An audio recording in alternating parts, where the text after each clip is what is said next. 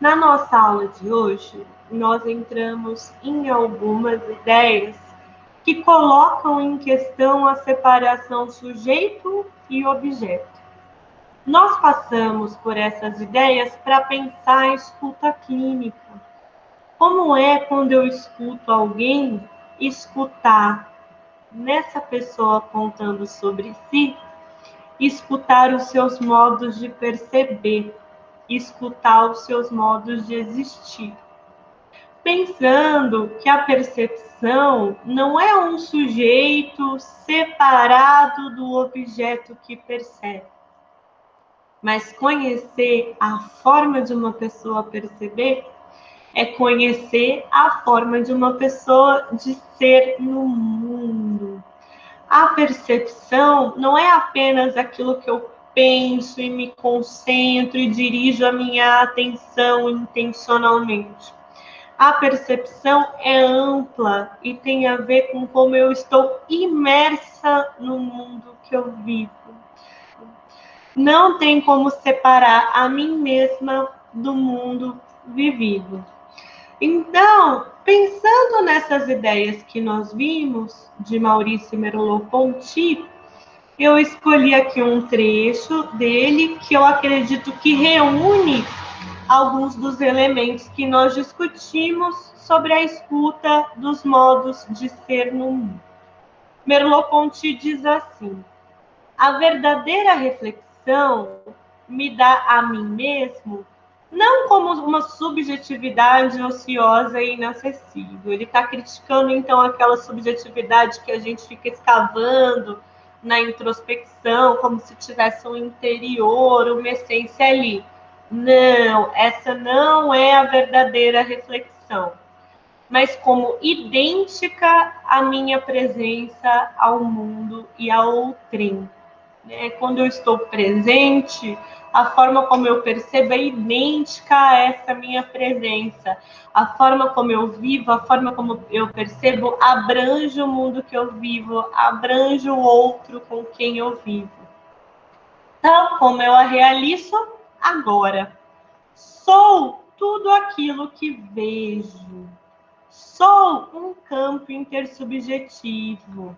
Não a despeito, apesar de meu corpo e de minha situação histórica, mas ao contrário, sendo esse corpo e essa situação, e através deles tudo o resto. Então não tem uma separação eu e o que eu percebo, eu e o que eu vejo, eu e as outras pessoas, eu e o meu corpo, eu e a minha história. O que ele está contando é que quando a gente percebe, isso se combina e é inseparável. O que eu sou é inseparável dessas dimensões. Vou repetir o que ele diz. Sou tudo aquilo que vejo. Sou um campo intersubjetivo.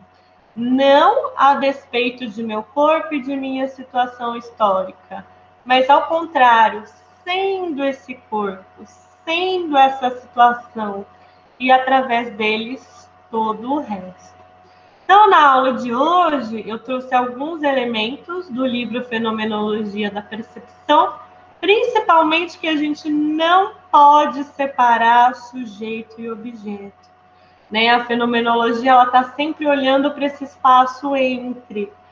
A percepção não está nem em mim, nem no que eu percebo, mas na relação entre meu ser e o que eu percebo, meu ser no mundo. A percepção, então, também não pode ser separada de como eu vivo. Viver é perceber. Viver é estar percebendo. Nem tudo que eu percebo eu penso sobre, ou melhor, a grande maioria das coisas que eu percebo, eu não estou refletindo sobre estar percebendo. A percepção, ela é esse fundo que fundamenta o meu viver. Não dá para separar viver e perceber. Não dá para separar pensamento, sensação e ação, nem o corpo. Para eu estar pensando sobre o que eu vivo, eu sou o corpo. O corpo é a minha perspectiva e é a partir daí que geram os sentidos. E quando eu falo do sentido que parte da minha experiência vivida, do meu mundo vivido, eu também estou falando de liberdade. Não dá para separar. Não dá para separar sujeito e objeto, não dá para separar viver e perceber, não dá para separar pensamento, sensação, ação, não dá para separar o que eu vivo do fato de eu ser um corpo e não dá para separar existir de ser livre. Então, essas são algumas ideias que nós vimos hoje sobre a escuta do ser no mundo. E o nosso exercício é: na aula de hoje, abordamos algumas das ideias de Maurício Merleau-Ponty no livro Fenomenologia da Percepção. Como você considera que as ideias de Merleau-Ponty sobre a experiência de ser no mundo contribuem para a escuta clínica? Como que pensar o ser como ser no mundo e a percepção como indissociável de viver vai participar na nossa forma de escutar, ok?